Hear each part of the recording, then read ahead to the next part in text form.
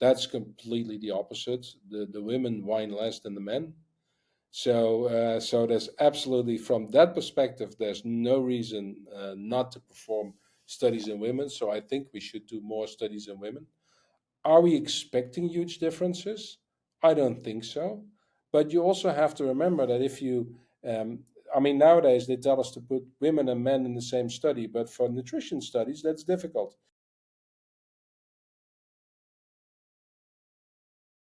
Welcome back to another episode of the Peak Performance Life podcast. Today, I am very excited to have someone who I believe is one of the world's foremost experts on protein, everything protein. He's done a ton of research on it. His name is Dr. Luc Van Loon. He is a professor of physiology of exercise and nutrition and head of the M3 research group at the Department of Human Biology at Maastricht University.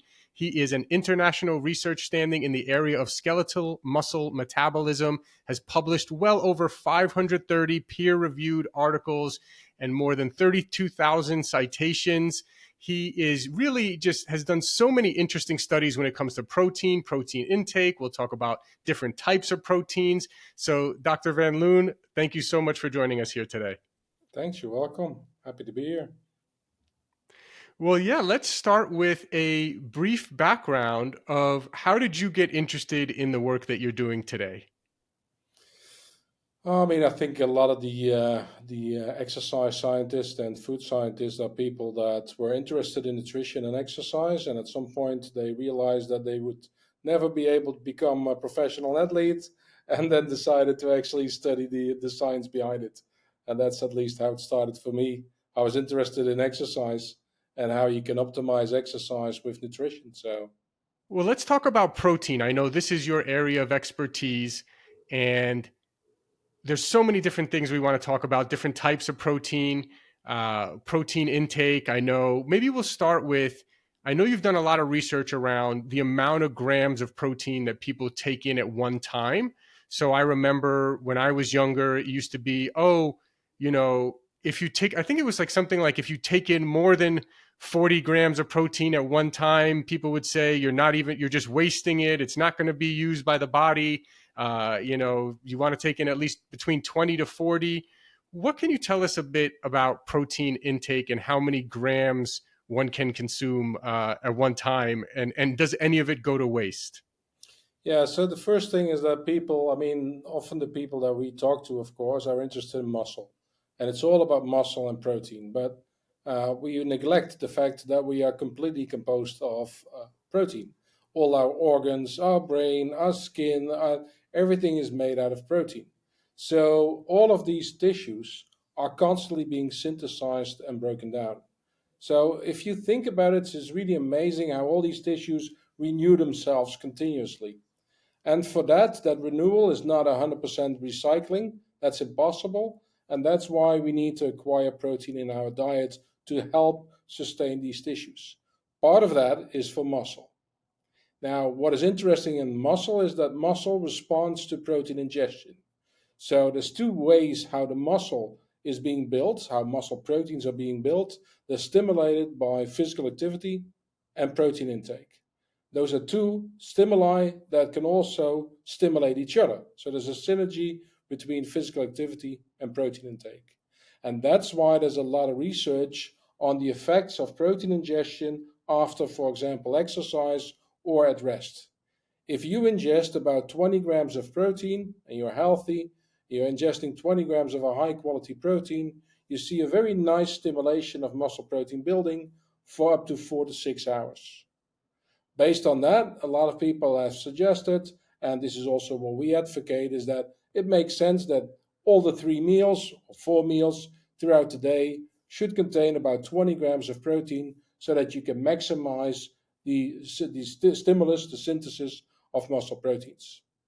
Now, that also has been taken in the internet as a little bit over the top, as if you ingest more, it just goes to waste, it gets oxidized. And for that reason, we did a study where we ingested on purpose a huge amount of protein, 100 grams. Now, this is always taken up on the internet, of course, on, oh, maybe 100 grams is better. No, We wanted to show that if you ingest a much larger amount than 20 grams, it takes much longer to digest your protein, and that you can stimulate muscle protein synthesis over a longer period of time.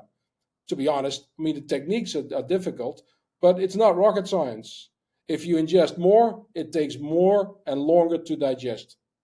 And so that's why you don't see massive oxidation. You actually see a more continuous stimulation of muscle protein synthesis. And that makes sense, of course, in nature. I mean, I always use one of the Mickey's remarks in the Rocky movies, saying nature is smarter than people think, little by little. So it's the same thing as a snake or a crocodile that eats a huge amount of meat and then digests over several days, up to weeks. Humans can also do that to some extent. So if you have a huge meal, you will actually take much longer to digest than when you have three small meals. That doesn't mean that three small meals is not a better option in many other ways. But so conceptually, the body is much smarter than we think. We don't simply waste away if we ingest a little bit more protein than we would need within the next 4 hours. So yeah, so that's a really good distinction. So your body can only digest a certain amount of protein maybe at one time, but it doesn't mean that the rest of that protein goes to waste. The rest of that protein will just get digested and used correctly, I guess, as protein would be used over the next several hours or next several days in some cases if you eat a lot, right? Yeah. Um, Got it. Okay. Yeah. And it makes sense because there's a couple guys, I've interviewed a couple really humongous jacked guys, and they're carnivores the one guy said he eats one meal a day. And I think in that one meal, he does like 150 to 200 grams of protein, of just beef. Right. And the guy is humongous. I mean, probably there's a little bit of testosterone involved there as well. But in general, I found it really fascinating that he could just consume one humongous protein rich meal and still maintain humongous amounts of muscle. Yeah, I mean that is so. So basically, that makes sense from the fact that you get the amino acids and that you can use them throughout. What also is something sometimes often forgotten by people, if that if you ingest protein, it's not only those amino acids from that protein that are being used to stimulate muscle protein synthesis or to used as building blocks for your protein. At the same time, 80% of the amino acids that are being released in your circulation are coming from the breakdown of your other tissues. So there's always a lot of amino acids being released in the circulation. So even if you start exercising and you don't eat your protein shake or your meal immediately after, don't worry about it. You're still stimulating muscle protein synthesis. Yeah, that's a great distinction because that's the other thing is that I remember, growing up as a teenager when I first learned how to lift weights, it was like, we got to slam that protein shake immediately as soon as we finish that workout and don't let 30 or 60 minutes go by without, taking in that, 30, 40 grams of protein or whatever it was right away as soon as you finish working out. You're saying that's not necessarily, it doesn't necessarily matter as long as you're getting adequate protein throughout the day. That's what it looks like, and maybe there's a very small, from an academic point of view, interesting additional value in the window of opportunity after an exercise session. But you have to understand, if you perform exercise today, your response to breakfast tomorrow morning and lunch tomorrow morning will still be greater. So what exercise does makes the muscle more sensitive to the anabolic response to protein ingestion. So with the same amount of protein, you will actually be able to build more muscle. Yes. So, okay, that's a good. So, and then actually, this, I'm sure many people have heard this before, but what's the ideal? Is there an ideal amount of protein per day? So for me, for example, I'm usually walking around somewhere between 180 and 185 pounds. And so I say to myself, okay, look, as long as I hit 150 grams of protein per day, I'm happy with that.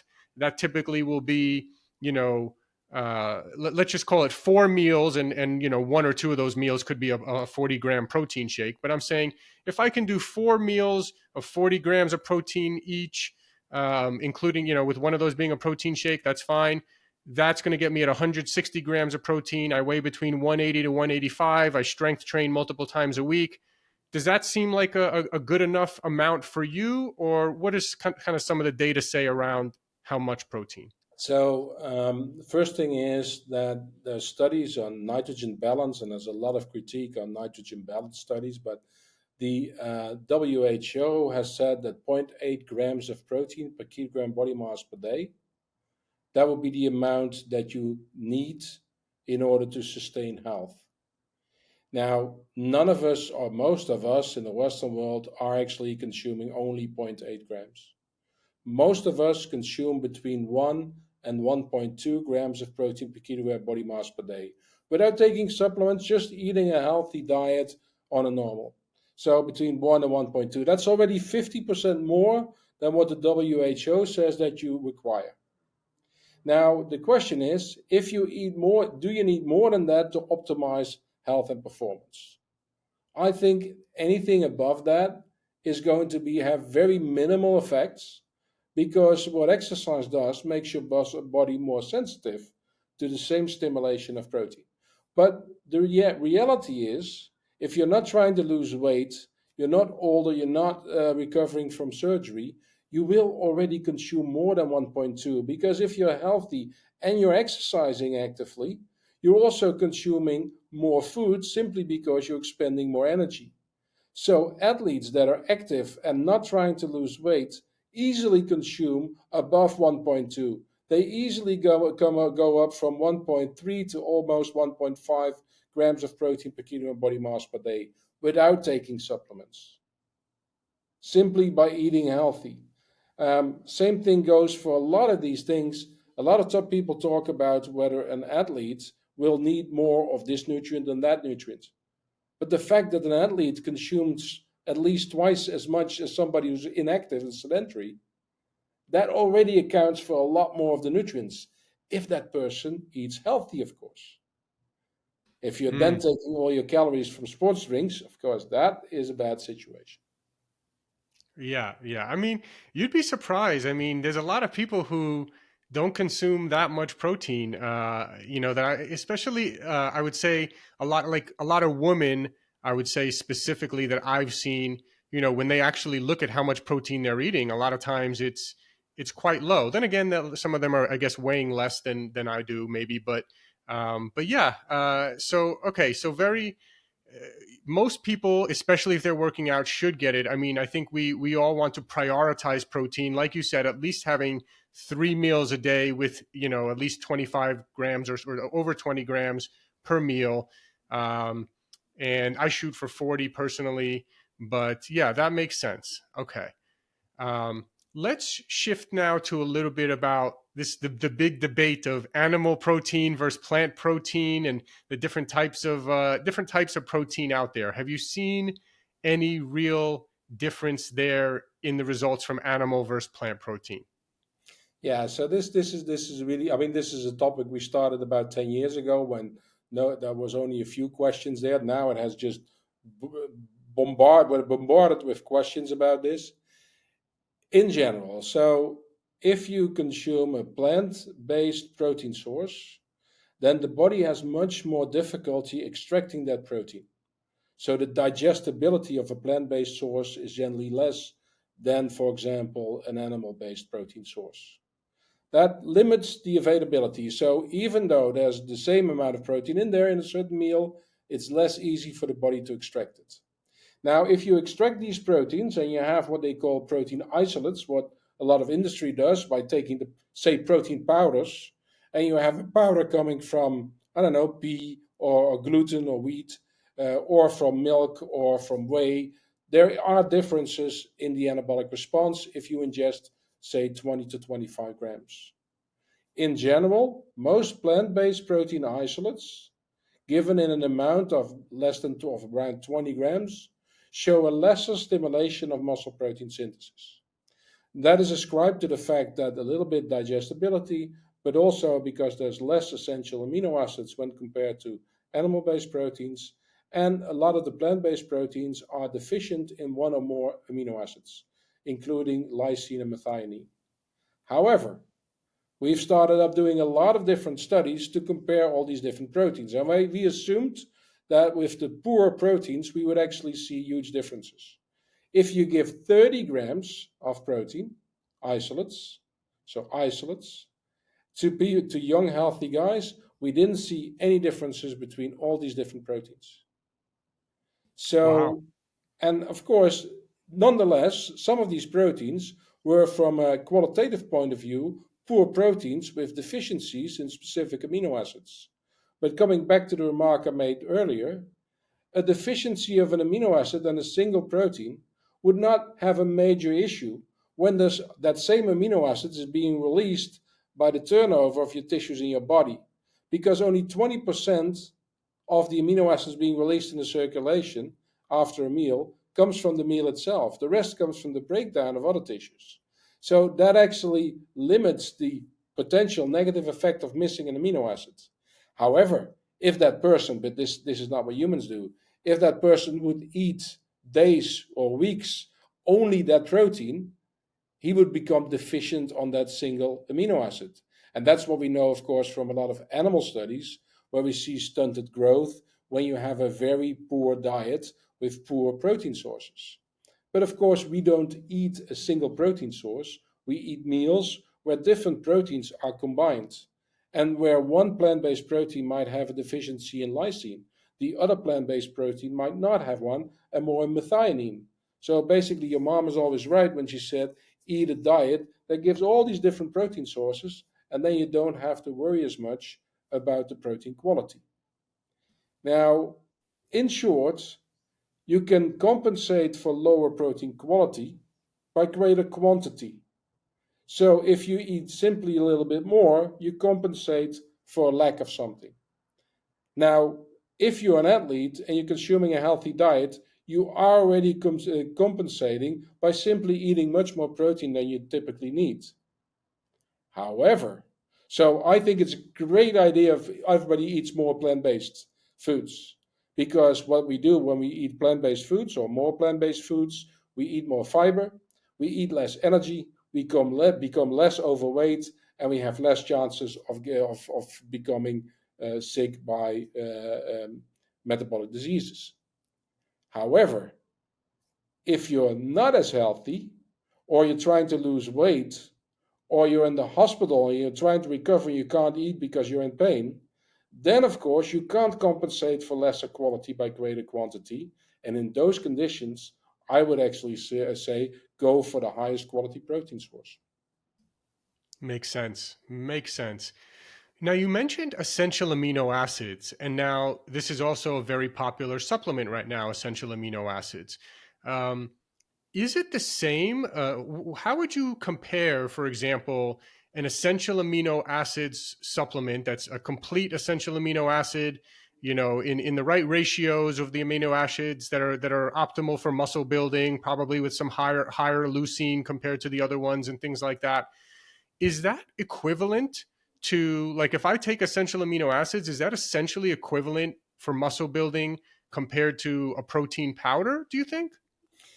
If you look at studies, you can actually see that even if you give only leucine or only the branched chain amino acids, of which leucine is one, so the branched chain amino acids, it's leucine, isoleucine, and valine. If you give those, you also see a stimulation of muscle protein synthesis for the first 2 hours, which is almost identical to the equivalent amount of the branched chain amino acids giving as a dairy protein, for example. However, we see that after those 2 hours, we see a continued high level of muscle protein synthesis with the intact protein, but with the branched chain amino acid, it goes already down. So it can give the stimulus, but it's better if you also have enough available building blocks to support an increase in muscle protein synthesis. So the essential amino acids, and mainly leucine, give the signal of stimulating muscle protein synthesis, but you of course need all the building blocks to make protein. And that means all the essentials, but also the non-essential amino acids. And many of the non-essential amino acids you can actually engineer and make yourself. So that's why we call them non-essential, because we can produce them in our body. But the question is, to what extent can we make them, at the same rate that they are required. And that also differs between all the non-essential amino acids. So in short, you need all the building blocks, but the essential amino acids, and mainly leucine, are the ones that give the stimulatory signal. Interesting. Okay. So would someone who eats more, because it's interesting, right? We talk about we want to eat more of a plant-based diet, but we also want to prioritize protein. We know that animal protein, I guess, is considered a better source for muscle building. Although I guess in healthy, active people, it's not that much of a difference. It sounds like. But would someone then who's eating more of a plant-based diet maybe want to supplement a little bit more than with the essential amino acids? Or is that really, if they're consuming enough protein already, it doesn't really matter, you think? So, like I said, I mean, we did one study, and of course, you always get these different responses, especially of this topic. I mean, it's of course a hot topic, but we provided people with a vegan meal that contained exactly the same energy and the same protein as a mixed meal containing meat, potatoes, and vegetables. We saw a greater stimulation of muscle protein synthesis with the omnivore's meal versus the vegan meal. Now, I don't think that it has anything or much to do with the protein itself, but the digestibility. Because if you provide a vegan meal in whole foods, food sources, protein sources, the digestion is more complicated for the body. So that's why less of that protein become available. So if you eat a more plant-based protein source, you can better compensate by eating a little bit more of it. But if you're healthy and you're active, you're already consuming enough protein. However, this is a big discussion that we have in clinical care. There's a lot of discussions also during recovery from, for example, surgery, to consume also more plant-based diets. But then if you have a lot of the difficulty of getting enough protein in, which everybody has following surgery, because then we're basically always underfed, then you would actually not prefer a high plant-based food diet, because then you're not getting enough high quality protein. Makes sense. What about collagen protein? Collagen protein is an interesting one because it's labeled on most supplement facts as protein, but then most people say, "Oh, well, collagen protein doesn't count towards your daily protein intake."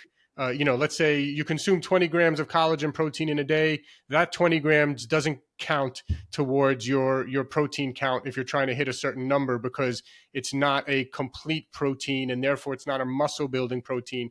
But I also know that it has other benefits as well. Can you talk a little bit about collagen protein?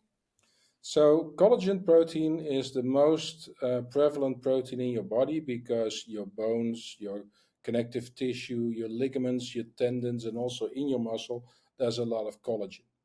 Now, collagen is from a nutritional perspective a very poor quality protein because it has much less essential amino acids, and the two amino acids, glycine and proline, are the ones that actually are about 50% of all the amino acids in collagen is glycine and proline. So from that perspective, from an amino acid balance, it's a very poor protein.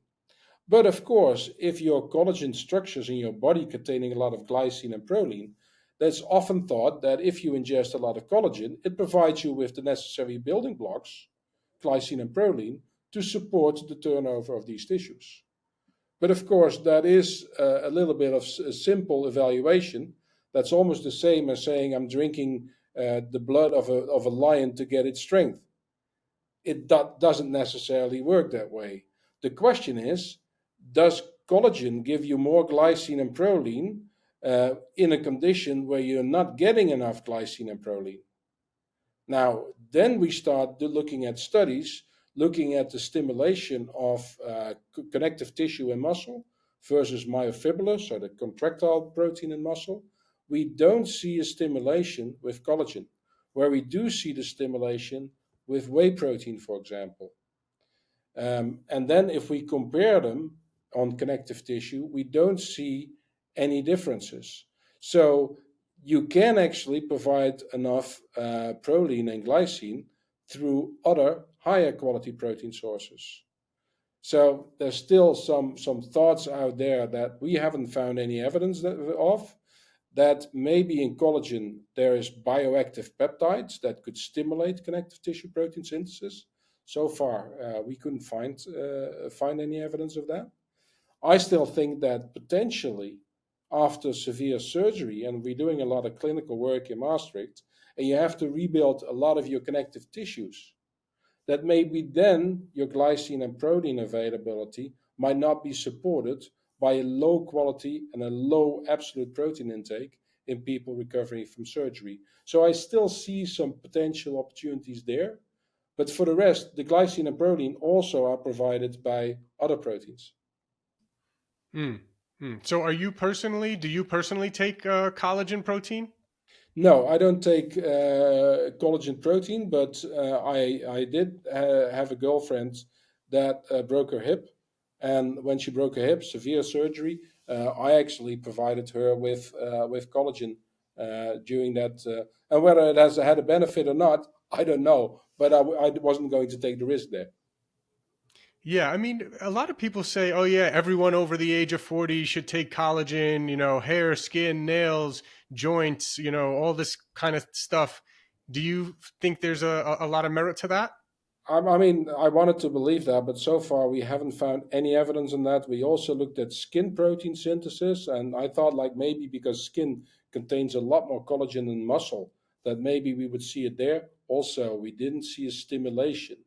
However, what we do find is that, of course, the amino acids in collagen are being used as building blocks, but that's also the case for whey and for dairy and for meat and for everything. So Mm. I haven't seen the greater benefit of collagen over high quality protein. So if I had to make the choice, I would still go for the higher quality protein. Mm. Makes sense. What is your favorite protein? What do you personally take? What type? To be honest, I don't take any protein powders, so I would stick to just the healthy foods. And in that case, I mean, I've been trying out just for fun to get more protein sources from a plant-based source. And actually, some of them I was never using, but they're actually quite good. But I still prefer a lot of fish and dairy. So still something that I mean, I'm Dutch, so we eat a lot of cheese. So I can't really seem to. And when I'm trying to lose weight, then it's a situation where for me it's easier to take a protein powder because then I'm actually consuming a lot less foods onto a level where my protein intake is might be limiting, and then it's easier to take something that is low calorie and high protein, and then it's easier to work with protein powders. And of course, that's also something we do in the hospitals or in elderly care, where we actually mix some powders in existing food stuff in order to get a more protein dense foods, and so that people consume with the same amount of food, they consume more protein. Yeah, yeah. Interesting. Yeah, I mean, I would have expected you to take protein powder, but then again, it is always better to get protein from real whole food, always as well. That being said, for me, I would literally have to force feed myself, force food down my throat in order to hit the number of protein that I want to hit per day. If I wasn't able to at least get 40 grams a day from a protein powder, and even for me too. And maybe is there any truth to this? Actually, maybe we could talk a little bit about this because I know intermittent fasting has been a big talk. A lot of people are doing that to lose weight, but yet these bodybuilders that I used to talk to in the past, they some of these guys would literally have a protein shake by their bed, and if they wake up in the middle of the night, or some of them would even wake themselves up, which I don't think is a good idea to disrupt your sleep, but they would wake themselves up in the middle of the night, or if they got up in the middle of the night to go to the bathroom, they would have a protein shake next to the bed. They would open it and boom, just down, slam 30 grams of protein because they never wanted to go more than 8 hours or 10 hours without consuming protein. And so I kind of looked at that as well, like, hey, I'm strength training a lot.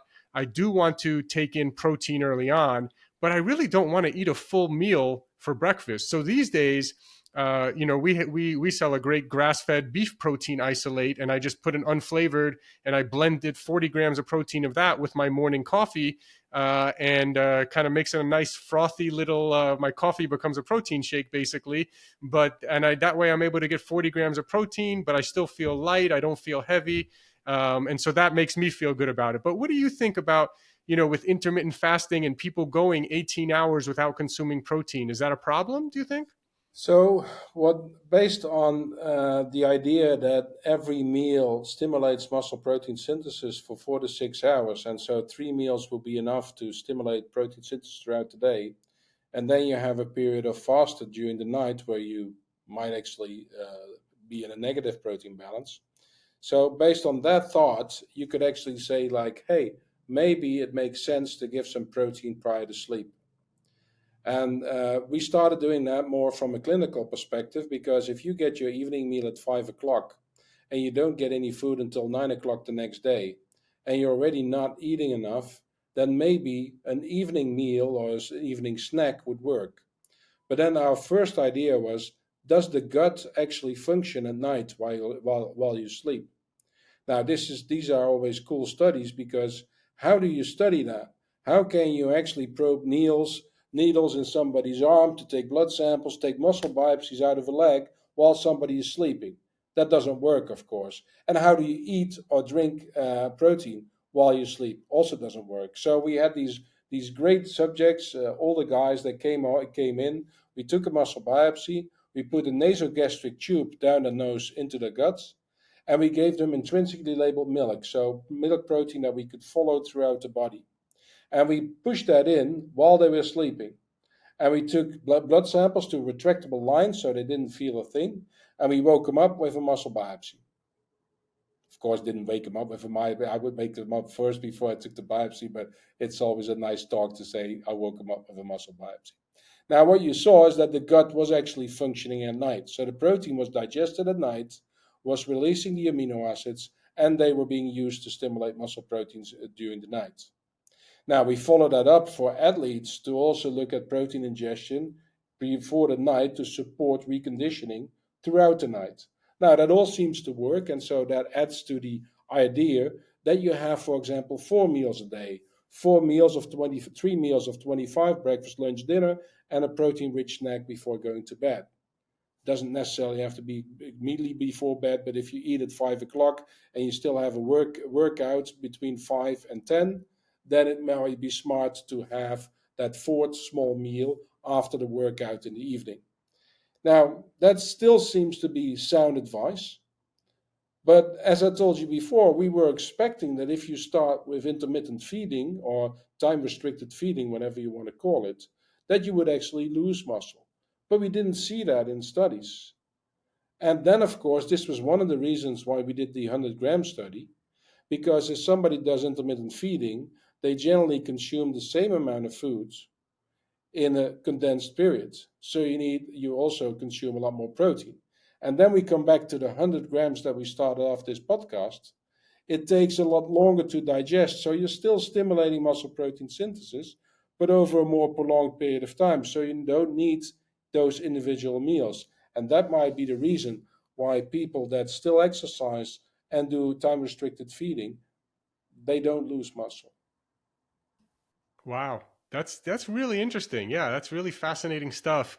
I guess for me, I guess the only downside to consuming 100 grams of protein at one time would potentially be the stomach discomfort uh, from taking in maybe two. And I guess that would vary by the individual and their own gut. But um, yeah, for me, I find 40 grams of protein at one time, there's no discomfort. It feels fine. If I start doing, I think if I start winning, and it also depends on the source, right? If you're eating a steak, you might naturally get 60 grams of protein. Whereas if you try to pound 60 grams of protein powder, most likely that's not going to feel the best on your stomach. But that's very interesting. Um, what else can you tell us then for people who this is? Let's say your average person listening to this right now, they want to build muscle. They want to stay healthy as they age. They want to be 70, 80, 90 years old and still be able to do the activities they want to do. What kind of general advice would you give to them? First, foremost, is include some resistance type exercise in your program. Whole body, so both lower body, upper body, because the resistance exercise, even if you don't do anything with your diet, the resistance exercise will allow you to build more muscle with the diet you are already consuming. So, first and foremost, include some resistance exercise because we know that if you perform resistance exercise, the muscle at any age, the muscle still turns over. So it's not like, I mean, we see those demographic values, and this always scares people like after 20 or after 30, everything is downhill. And you see these things, and then you see these charts showing you that your muscle mass goes down as you go older, and everybody thinks this is inevitable. And to some extent it is. But at any age, you can gain muscle mass. We have people that are above 80, and yes, it's more difficult to train them because there's arthritis, there's some issues with this or that, whatever. But if we supervise them and we individualize their training, they gain muscle mass 1.5 kilograms easily in 3 months. They gain strength 25 to 50%. Can you imagine? I mean, we are already active, so we are already strong. But can you imagine if you become so sedentary that you can gain strength by 50%? You can lift twice as much as you did before. And this is only like 3 months of training. So the exercise is the muscle at any age is still responsive. And so, and if you want to support this, then ensure that you're consuming enough protein. Now, most people will already consume enough protein, certainly if you're also active throughout the day and everything. But if you're becoming older or you're trying to lose weight at the same time, be careful not to reduce protein intake to a level where it's limiting your exercise gains and your reconditioning response. And in those conditions, it might be smart to eat a more protein dense diet. And you can do that by eating more protein dense foods or using protein powders or whatever. But the most important thing is every time that the people that come to me with questions are the ones that are already consuming a huge amount of protein. It's the ones that don't ask the questions might be actually low on the protein. And so in all these things, people know exactly how much supplements to take. But if I ask them how much protein they consume in their diet, they don't know. And I think supplements is also what they should be. It's supplementing a diet. So the first thing you need to know is what am I eating? And then can I supplement to make it even better? But that's where a lot of the knowledge is lacking Yeah, with people. and let me ask you as well then. So, what about when people plateau? So, someone like myself, for example, I've been lifting weights for a long time. I've been intaking protein for a long time, and is it just that we get to some state where you are where you are, or let's say, what about people who have sort of plateaued but they want to make some more gains or get to the next level? Genetically, are we, I feel like without taking steroids, maybe I'm just genetically where I am. Is what do you think about that, or how do you break through a plateau? Any advice there? I mean, breaking through a plateau is generally done by changing your exercise routines, of course. But Mm. you can imagine. I mean, I've seen people gain a lot of mass, and I've seen people that are very uh, genetically endowed to gain a lot of muscle mass, and some are less. I mean, that is just genetics. Like some people are easy gainers, and other ones are not. Some have trained in the past and they gain a lot more. I mean, now we can talk about the topic of muscle memory. Is that really there? Is there something, and where is it? So all of these things. But what we need to remember is that the I mean, everybody reads literature, and that's all good that people read literature, but sometimes they miss something if they're not working in the field. You see an increase in muscle protein synthesis. An increase in muscle protein synthesis doesn't mean more muscle. Muscle protein synthesis is a measure of the reconditioning response, the adaptive response to muscle to the exercise you put it through. I mean, the marathon runner or the cyclist has exactly as high as muscle protein synthesis as the bodybuilder. But the bodybuilder looks completely different from the marathon runner or the cyclist. It's the kind of adaptation that differs. And your protein or your diet can actually help you attain that adaptive response. But the adaptive response is determined by the sort of training.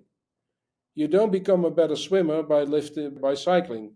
I mean, you have to do the type of training to maximize what you want to reach, and of course, simply increasing mass for young guys, that is sometimes the main effort.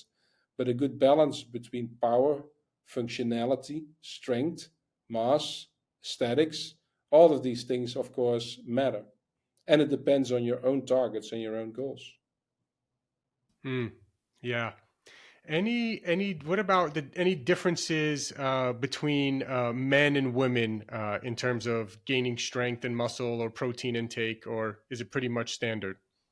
I think that's a really good question, and we're trying to do more studies in women now. And in the past, people would say like, "Oh, you can't do these studies as well as in women as in men because they don't like the scars of the muscle biopsies, or they don't." That's completely the opposite. The women whine less than the men. So there's absolutely, from that perspective, there's no reason not to perform studies in women. So I think we should do more studies in women. Are we expecting huge differences? I don't think so. But you also have to remember that um, I mean, nowadays they tell us to put women and men in the same study, but for nutrition studies, that's difficult because how much protein are you going to give based on body mass, based on lean mass, based on body volume, based on gastrointestinal area? I mean, how do you compare? So that is much more difficult.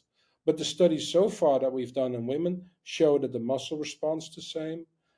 We see that with long term training studies, they gain muscle, they also gain strength. In fact, if we present everything from a relative perspective, we hardly see any differences so far. And then the last question I wanted to ask you was about things that could blunt your response to resistance training.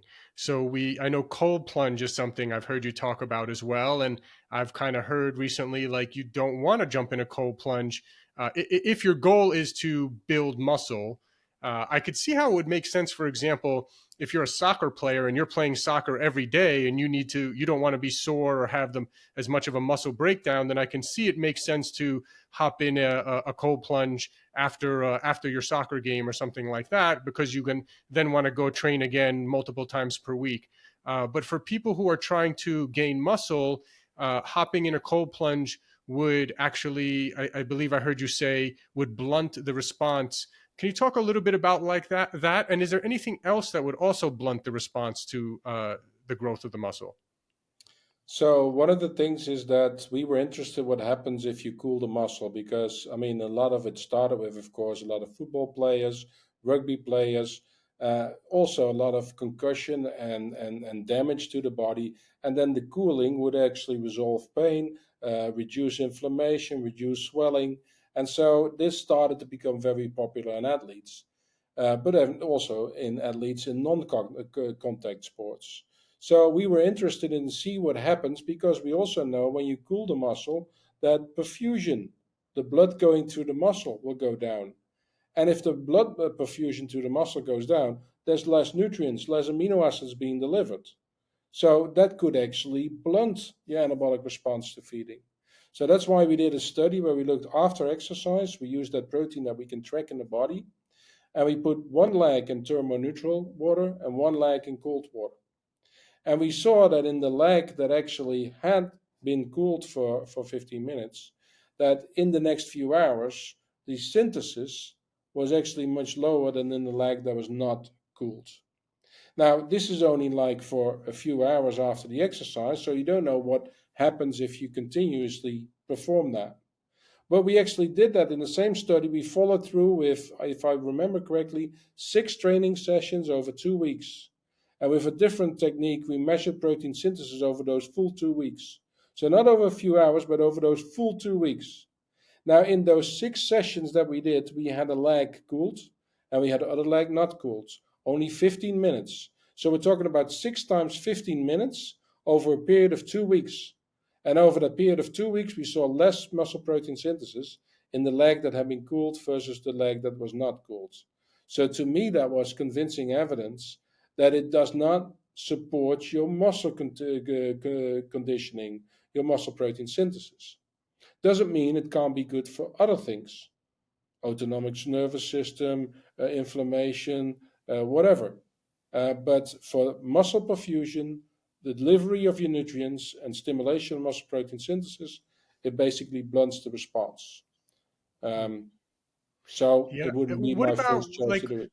what about if you do a cold plunge first thing in the morning and then you go lift weights 3 hours later? Do you think that situation would be okay? Yeah, I would not think that that would be a major issue because the exercise itself will stimulate the blood flow. And so you're not restricting blood flow after the exercise. We do a little bit of blood flow studies, and it's amazing to see how fast your blood flow and how immensely the blood flow is increased by simply exercise. And a little bit of nutrition or cooling, whatever, is not going to have a huge effect on that. Yeah. Okay. That's good to know because I will say I do feel, I don't know what it is, a boost of dopamine, a lower inflammation in the body, reduced soreness when I do hop in that cold plunge first thing in the morning. But I also don't want to blunt my gain. So I think I'll do it first thing in the morning. The cold showers. I mean, it's some people actually feel a lot better by doing it. I mean, we've also been working a little bit with heating and cooling, but also heating and sauna as a way to stimulate muscle perfusion. And of course, it's never going to be as effective as exercise. But people that don't like to exercise, can you use sauna to get better responses and better perfusion of your tissues? Now, we also see a lot of benefits on that. So there's certainly something to say about shifting from cold to warm or heating or intermittent warming or intermittent cooling because you actually do challenge the body, you challenge the muscle, you challenge perfusion, and all of that has an adaptive response. Nice. Amazing. Dr. Van Loon, this has been really, really eye-opening. I think you answered a lot of questions that, the bro science has been talking about for a long time, but you have done the real science and literally had people ingest protein that you could track through their body, which is pretty fascinating in and of itself. So I really want to thank you for the work that you're doing and kind of demystifying all these things, all this bro science here from protein. Where can people follow you or learn more? Or if they want to learn more from you, what's the best place for them to find you? Our research group has a website, www.m3research.nl. And you can find all our publications and theses, and you can actually meet the people that work there, and that could be a source of information. Great. Are you on social media or anything like that? I try not to. Yeah, me too. Well, Dr. Van Loon, this has been great. Thank you so much, and I hope we can do it again sometime. Great. Thanks for having me. Thank you. Thanks for listening. If you enjoyed the episode, can you please leave us a rating or review and subscribe? I've realized that while we have actually increased our downloads a lot, we're actually getting a lot of downloads, which I'm really happy about. We actually have very few ratings. And I realized that I've never asked people really to rate much. So I'm asking you now if you could please rate and review and subscribe. And if you enjoyed the episode, please forward it along to anyone that you think will get value out of this. Also, if you haven't checked out our line of products at buypeakperformance.com, you get 20% off your first order. That's www.buypeakperformance.com. We have some incredible products, including our organic high-altitude coffee. If you don't know this, coffee is one of the most heavily sprayed with pesticides out of any crop. So it's really important that you drink organic coffee. We've gone above and beyond to source what we believe is the highest quality and healthiest organic coffee in the world. We're also famous for our organic green superfood powder. You can get 20% off of that as well at buypeakperformance.com. We also have an organic, vegan, and paleo plant protein. See, most of the vegan proteins out there are using brown rice protein, which is really not a good source of protein, and it's also a grain. And if you're paleo, you know that grains tend to cause inflammation in some cases for some people. And so we wanted to make one that was paleo friendly and vegan and organic. We made an amazing amino acid profile, so it's really one of the best plant proteins for muscle building. So you can check out Peak Performance Organic Plant Protein. You can find that on our website. Of course, all our products are on Amazon as well. So thanks again. And again, please, if you enjoyed the episode, please forward it along to someone who you feel can get value out of it. And please leave us a rating, review, and subscribe. Thank you.